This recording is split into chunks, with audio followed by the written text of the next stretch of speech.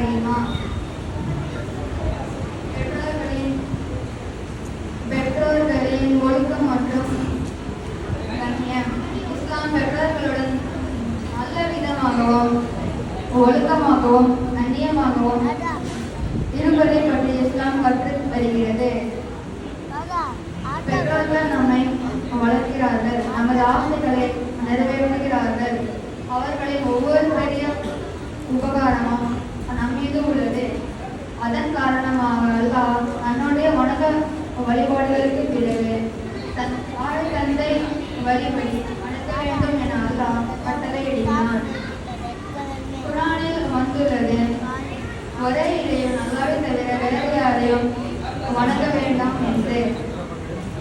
மேலும் உங்கள் பெற்றோர்களில் ஒருவரோ அல்லது இருவரோ வயதாகிவிட்டால் அவர்களை சி என்று சொல்லாமல் நல்லபடியாக பார்த்து கொண்டு மிக்க மகிழ்ச்சியோடு அவர்களை வைத்திருங்கள் என என்று உங்கள் இறைவன் அல்லாஹ் கட்டளையிட்டார். தன் தாய் தந்தைக்கு மனைவிடல் செய்து அவர்களை சந்தோஷமாக வைத்திருந்தால் இம்மையிலும் மறுமையிலும் மிகப்பெரிய லாபங்கள் உள்ளன. ஒரு சஹாபி நபி ஸல்லல்லாஹு அலைஹி வஸல்லம் அவர்களிடம் கேட்டார்கள், யா ரசூலல்லாஹ், பிள்ளைகளின் மீது பெற்றோர்களுக்கு எந்த அளவு கடமைகள் உள்ளது என்று. அதற்கு பதிலாக, அதற்கு அவ்விருவரும் தான் உங்களின் சுவர்ணம் என்னும் நரகம் இருக்கிறது என்று பதிலளித்தார்கள்.